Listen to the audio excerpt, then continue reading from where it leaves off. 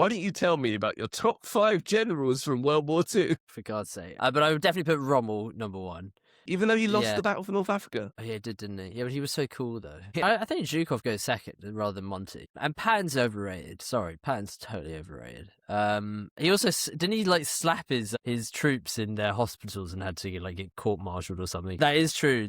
He, in World War II, he treated it like it was World War I, so he would, like, go into these, like, medic bays and, like, shell-shocked, PTSD troops would be, like, in the bed, like, don't bring me back out there. And he's just like, snap out of it! And, like, whacking them and stuff. Some banging quotes, though. He does have some cool quotes. Yamamoto? I mean, he's an admiral. Yeah, Yamamoto's quality. Well, you can say admirals if you like. I don't know what a top 5 is, but I would definitely put Rommel, Monty, and Zhukov top 3, and then I'll chuck in a Yamamoto and a.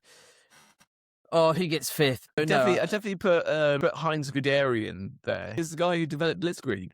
He's the guy that developed mobile warfare.